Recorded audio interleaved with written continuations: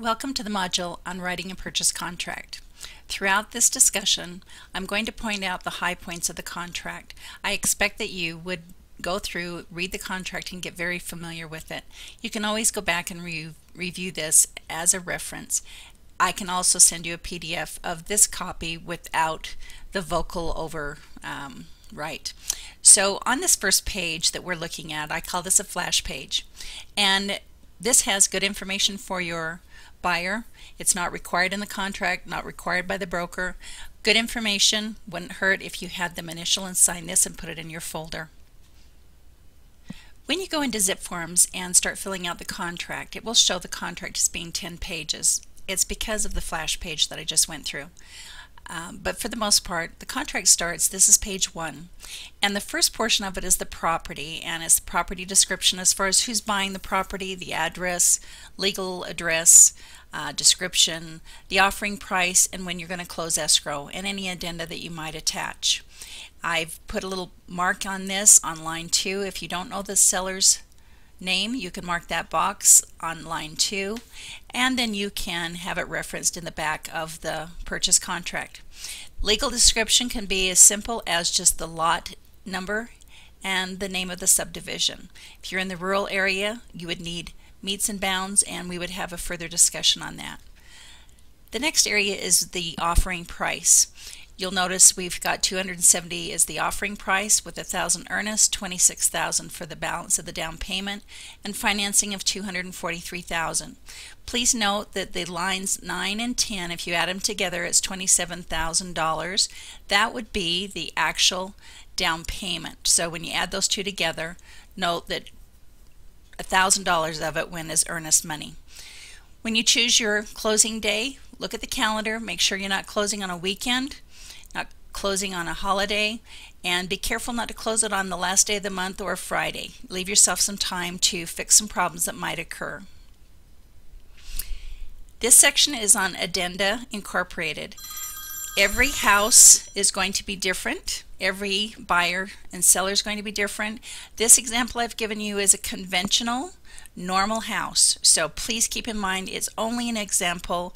Any other type of offer that you might write is going to have something a little bit different, but please use just this as a guideline so it'll help you in the future. I've marked on this one that we've included an HOA addendum and a market conditions advisory addendum. Page 2 of the contract finishes out the property information. I've indicated that there's a washer, dryer, refrigerator that's going to be left with the property. There's a description of those items, and I would expect you as a listing agent to make note of it as you're showing houses so that when you sit and write the contract that you're actually going to know what that is. If there's some other personal property, you can mark that here on line 48. Leased equipment, my example is not applicable, and then we go on to the financing, which is section 2. In this example, it's marked that there's a pre-qual form attached.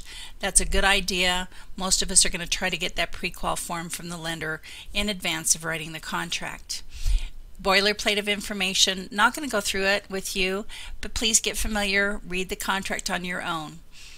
Type of financing, I've indicated conventional. And then down on the seller's concessions, 2 items. If you were to have the lender tell you that they need money to close escrow for closing costs and prepaids, you can put it in this section and ask the seller to pay for it, either in a dollar amount or over here you could put it in a percentage. Then down in the appraisal section, you would mark whether or not that money that you're asking for has the appraisal money included in the concession amount or not included. So this line and these lines up here go in tandem with each other. Page 3 has to do with the title and escrow, and if your buyer has a certain title company that they like to use, by all means fill that in. If they don't, which many of them don't, please fill in your title company. It could be Chicago Title, Empire West, First American Title, any of those instances, and you'll fill in the information up here in this section. Boilerplate again of information, and then we come down to prorations at close of escrow. So proration of taxes and so forth, I've indicated where I've circled it in green. Contract defaults to close of escrow, and most of us are going to leave it that way. When it comes to assessments, we will always want to have the seller pay for those assessments prior to our close of escrow, because if your guy didn't live there and it's a lien prior to his ownership, then I would expect that we'll mark that box, and I've never done it any other way. Page 4 of the contract has to do with talking about disclosures and warranties. Disclosures: if this house was built prior to 1978, you would actually fill in a box here that says that you're going to allow the seller to provide the lead-based paint disclosure form to your buyer, and the seller will provide that. Very seldom do I ever see one provided on this line 148 that would say that they gave it to you in advance of writing the contract.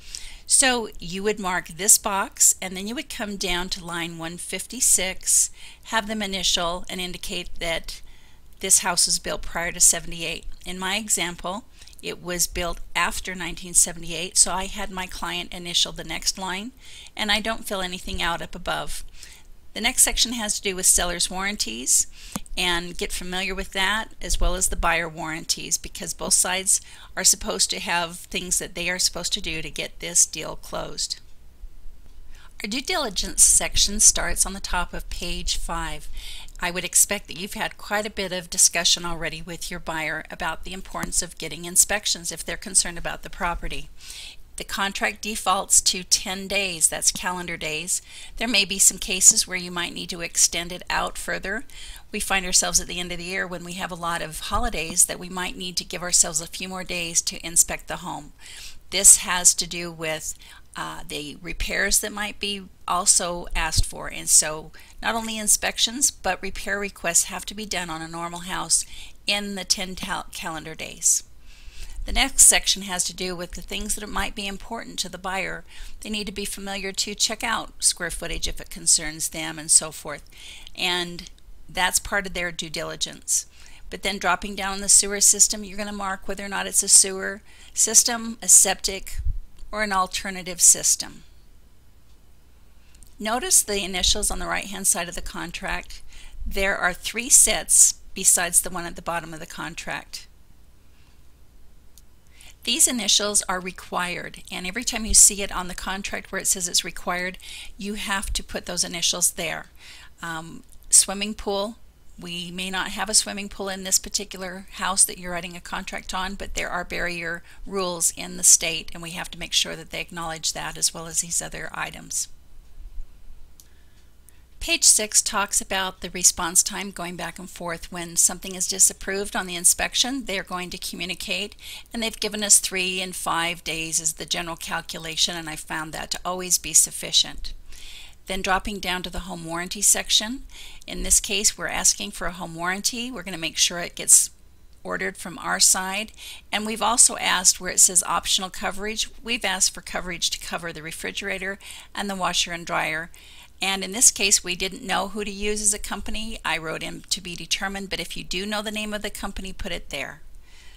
The amount that it is not to exceed $460, and in this case, we're going to ask the seller to pay for the home warranty.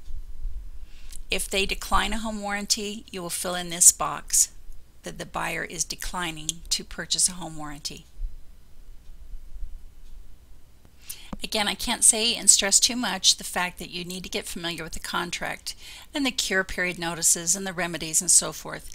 But this page is pretty straightforward. If you have any additional items that you wanted to be able to make a statement on in the body of the contract in additional terms and conditions, you can write that in there. An example would be that you want the house to have professional cleaning of the carpets done prior to close of escrow. A few other examples, but this is the room where you could fill it in. On page 8, a lot of information for you to get familiar with in here, so I would hope that you'll go through it, and it'll tell you how to calculate days and time is of the essence and so forth. But notice down here on earnest money, most of us are going to generally mark down that we're going to get a personal check and it's going to be written to the escrow company.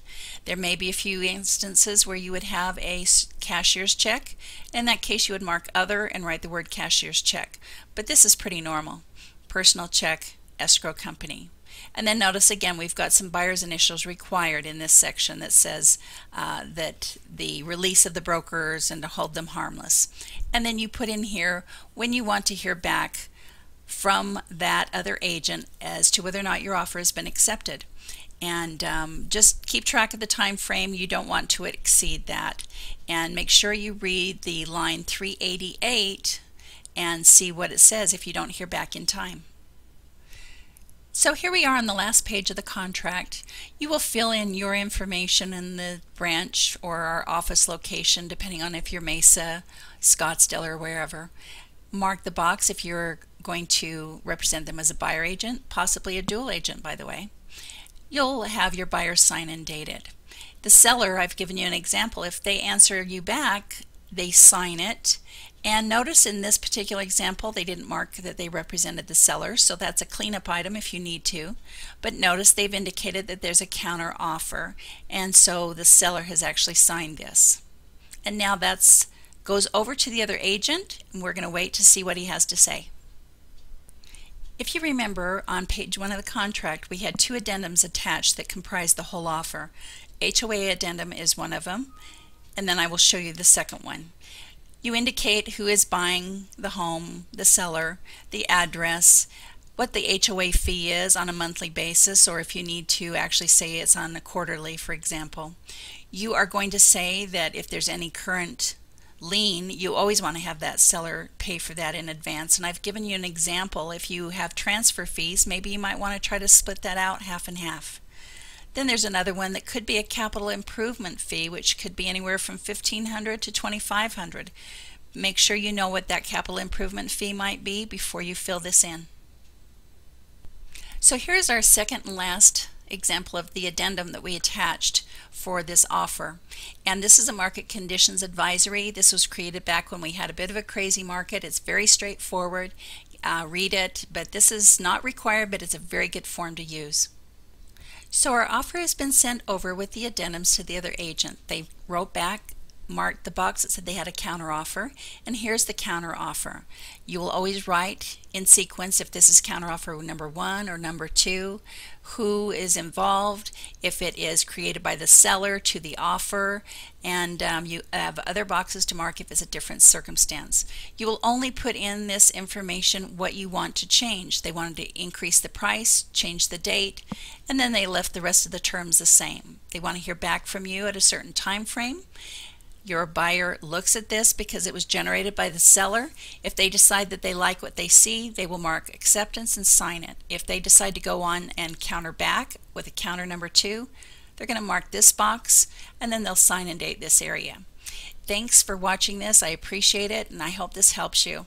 And I will look forward to creating another module for you.